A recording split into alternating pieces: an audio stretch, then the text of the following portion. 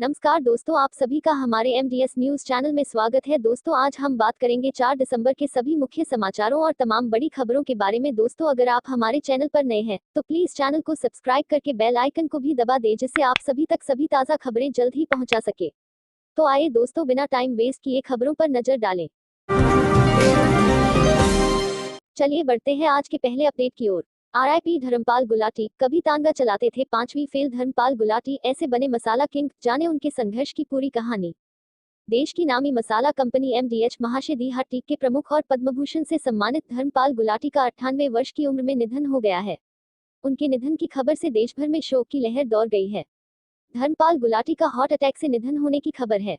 98 वर्ष की उम्र में आज सुबह 5:38 बजे उन्होंने जिंदगी को अलविदा कहा है। वो माता चंदा देवी अस्पताल में भर्ती थे। वह बीमारी के चलते पिछले कई दिनों से हॉस्पिटल में भर्ती थे। धर्मपाल गुलाटी न सिर्फ एक प्रमुख व्यवसायी थे बल्कि एक समाज सेवक भी थे। उनकी वजह से आज काफी सारे स्कूल और हॉस्पिटल भी खुल चुके हैं। वहीं कोरोना संक्रमण काल के दौरान महाशय धर्मपाल गुलाटी ने दिल्ली के उप मुख्यमंत्री मनीष सिसोदिया को 7,500 PPE किट उपलब्ध कराई थी। उनके निधन से व्यापारी जगत सहित आर्य समाज और देश में शोक की लहर दौड़ गई है। बड़े पेट्रोल और डीजल के दाम। MP में पेट्रोल डीजल कीमतों में रिकॉर्ड तोड़ बढ़ोतरी। दिग्विजय बोले, कांग्रेस शासन में विरोध जताने वाली बीजेपी अब चुप क्यों। कोरोना संकट के बीच पेट्रोल और डीजल के दामों में हो रही लगातार बढ़ोतरी ने आम लोगों की परेशानियां बढ़ा दी है। यह पहला मौका है कि मध्य प्रदेश में पेट्रोल और डीजल 90 रुपए प्रति लीटर के हिसाब से बिक रहा हो। इसे लेकर राज्यसभा सांसद व कांग्रेस के वरिष्ठ नेता दिग्विजय सिंह ने बीजेपी पर सवाल उठाए हैं। दिग्विजय सिंह ने कहा कि ऐसा पहली बार है कि मध्य प्रदेश में पेट्रोल और डीजल की कीमतें आसमान छू रही हो। राज्यसभा सांसद दिग्विजय सिंह ने ट्वीट में लिखा कि रहम करो सरकार, भोपाल में पहली बार पेट्रोल 90 पार।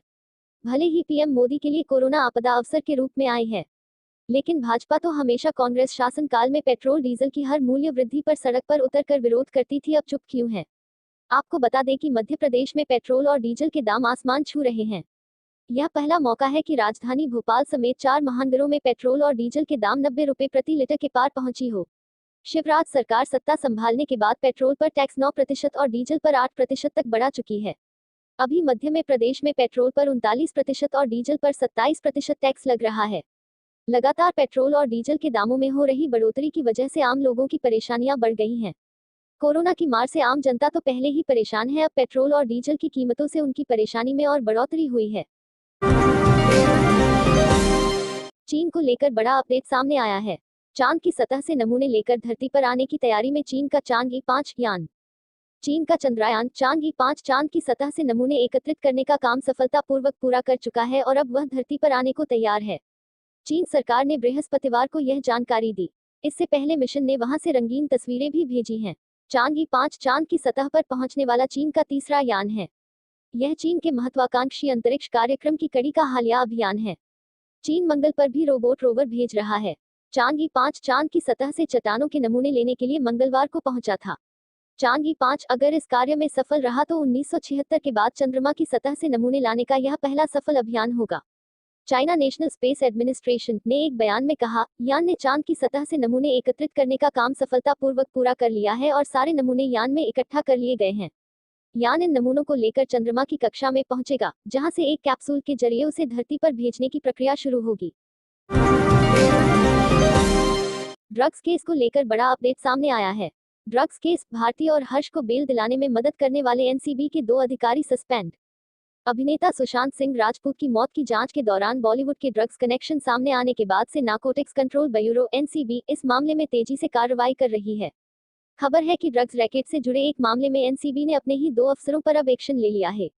इन दोनों अधिकारियों पर आरोप है कि इन्होंने कॉमेडियन भारती सिंह, उनके पति हर्ष और दीपिका पादुकोण की मैनेजर करिश्मा को बेल दिलवाने में उनकी मदद की। मुंबई NCB के इन दोनों ही अधिकारियों को अब सस्पेंड कर दिया गया है। इन दोनों अधिकारियों पर गाज गिरने के बाद अब NCB के वकील की भूमिका भी संदेहास्पद मानते हुए जांच शुरू कर दी गई है। बता दें कि इन बॉलीवुड स्टार्स की बेल पर जब सुनवाई की जानी थी उस वक्त वकील कोर्ट में पेश नहीं हुए थे।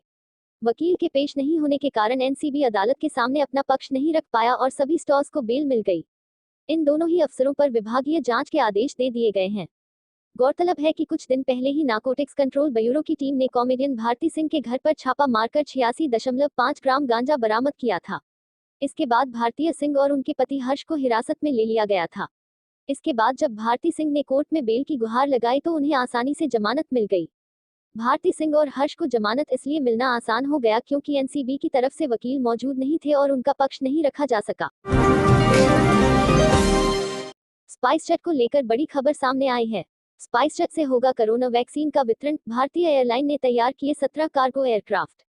भारत सहित पूरी दुनिया आज कोरोना वैक्सीन का बेसब्री से इंतजार कर रहा है। दुनिया कोरोना वैक्सीन को तैयार करने और उत्पादन करने की सफल रणनीति बनाने में जुटी है। लेकिन इन सब के बीच भारत सहित पूरी दुनिया के सामने इसके वितरण को लेकर बड़ी चुनौती बनी हुई है।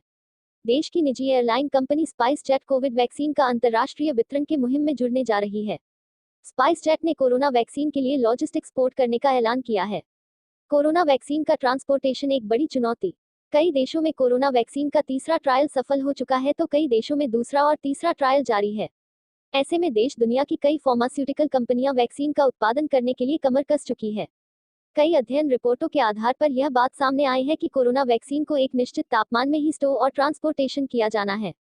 देश की सबसे बड़ी निजी एयरलाइन कंपनी स्पाइसजेट ने ऐसे कार्गो एयरक्राफ्ट स्पाइस एक्सप्रेस तैयार किए हैं जिसके अंदर तापमान को -40 डिग्री से 25 डिग्री को मैनेज किया जा सकता है।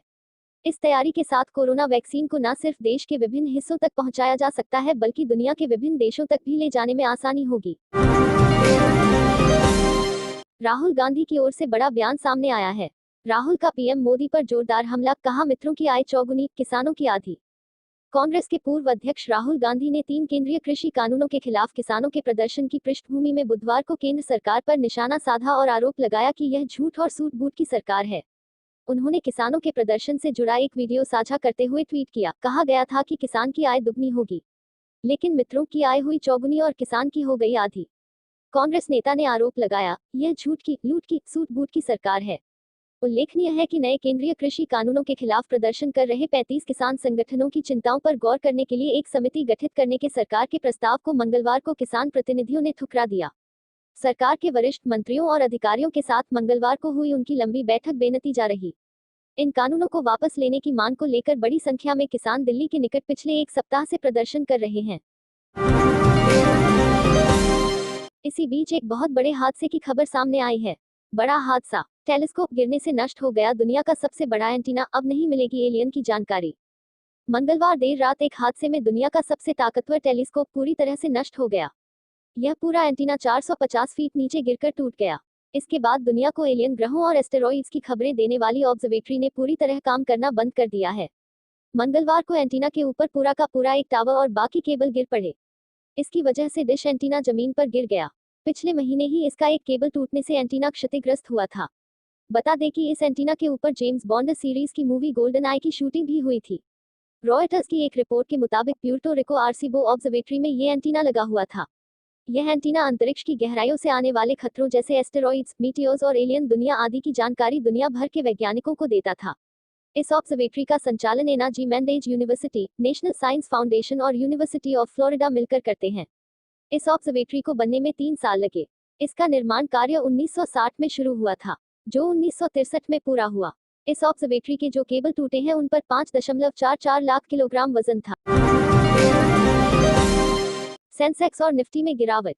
शुरुआती कारोबार में 60 अंक टूटा सेंसेक्स, निफ्टी भी 13,100 अंक से फिसला। वित्तीय, सूचना प्रौद्योगिकी और ऊर्जा कंपनियों के शेयरों में पिछले कारोबारी सत्र की तेजी के बाद बिकवाली का सिलसिला चलने से बुधवार को शुरुआती कारोबार में सेंसेक्स 60 अंक टूट गया। बीएसई का 30 शेयरों वाला सेंसेक्स शुरुआती कारोबार में 60.37 अंक या 0.14% के नुकसान से 44,595.07 अंक पर आ गया। बता दें कि नेशनल स्टॉक एक्सचेंज का निफ्टी भी 15.30 अंक या 0.12% टूटकर 13,093.75 अंक पर कारोबार कर रहा था। सेंसेक्स की कंपनियों में टेक महिंद्रा का शेयर सबसे अधिक 0.74% नीचे आया। एचडीएफसी बैंक और एचडीएफसी के शेयर भी नुकसान में थे। वहीं रिलायंस इंडस्ट्रीज के शेयर 0.21% की गिरावट दर्ज की गई। इन कंपनियों को हुआ मुनाफा। दूसरी ओर टाटा स्टील का शेयर 1.49% चढ़ गया। टाइटन और एशियन पेंट्स के शेयर भी लाभ में थे। बता दें कि बीते कारोबारी सत्र में सेंसेक्स 505.72 अंक या 1.15% की बढ़त के साथ 44,655.44 अंक पर बंद हुआ था। वहीं निफ्टी 140.10 अंक या 1.08% के लाभ से अपने सार्वकालिक उच्च स्तर 13,109.05 अंक पर बंद हुआ था। सीबीएसई बोर्ड परीक्षा 2021 को लेकर बड़ा अपडेट। 2021 की बोर्ड परीक्षाएं लिखित में होगी, ऑनलाइन नहीं। सीबीएसई केंद्रीय माध्यमिक शिक्षा बोर्ड सीबीएसई ने कहा है कि 2021 की बोर्ड परीक्षाएं पारंपरिक तरीके से लिखित मोड में ही आयोजित की जाएंगी। साथ ही कहा कि परीक्षाओं को ऑनलाइन तरीके से आयोजित करने का कोई प्रस्ताव नहीं है। सीबीएसई ने कहा 2021 की बोर्ड परीक्षाएं नियमित रूप से लिखित तरीके से होंगी, ना कि ऑनलाइन होंगी। अधिकारियों ने कहा कि परीक्षा की तारीखें अभी तय नहीं की गई हैं। सीबीएसई के अनुसार छात्रों के बेहतर भविष्य के साथ साथ प्रगति सुनिश्चित करने के लिए परीक्षाएं आयोजित करना महत्वपूर्ण है। इस साल महामारी और उसके बाद जनजीवन में आए नए सामान्य के बीच परीक्षाओं को लेकर छात्रों, अभिभावकों और शिक्षकों के बीच कई तरह की अटकलें लग रही हैं। वर्ल्ड डिसेबिलिटी डे को लेकर महत्वपूर्ण खबर सामने आई है। वर्ल्ड डिसेबिलिटी डे 2020 रेशियो 27 सालों से दुनिया भर में मनाया जा रहा विकलांग दिवस, जाने इस साल क्या है विषय। विश्व भर में आज के दिन को विकलांगता दिवस के रूप में मनाया जाता है। दरअसल पिछले 27 सालों से इस दिन को विकलांगता दिवस की पहचान मिली हुई है। विकलांगता का अर्थ ये बिल्कुल नहीं होता कि वो किसी तरीके से कमजोर है। आम लोगों की तुलना उनमें अधिक आत्मबल और इच्छा शक्ति होती है। विकलांगता के इतिहास की अगर बात करें तो राष्ट्रीय अंतर्राष्ट्रीय स्तर पर विकलांगों का विकास हो, उन्हें उनके हक का मिले, उनके साथ किसी प्रकार का भेदभाव न हो, इसलिए संयुक्त राष्ट्र आम सभा ने सन 1981 में विकलांगों का अंतर्राष्ट्रीय वर्ष घोषित किया था, जिसके बाद लगातार इससे जुड़ी कई योजनाएं सामने आई। लेकिन साल 1992 से 3 दिसंबर को हर वर्ष विश्व विकलांग दिवस के रूप में मनाया जाने लगा। इस साल का विषय, हर साल इस दिन संयुक्त राष्ट्र के जरिए एक विषय तय किया जाता रहा है, लेकिन इस साल कोरोना के चलते विषय कोरोना से जुड़ा हुआ है। इस वर्ष का विषय बेहतर निर्माण पोस्ट कोरोना के लिए विकलांग लोगों के साथ समावेशी व संधारणीय विश्व का निर्माण है। संयुक्त राष्ट्र ने समाज में विकलांगों के प्रति लोगों में जागरूकता लाना, उनके बराबरी के अवसर की बात करना और सामान्य लोगों की तरह उनके साथ व्यवहार। चलिए दोस्तों, आज के लिए बस इतना ही। अब कल मिलेंगे देश भर की तमाम बड़ी व छोटी खबरों के साथ।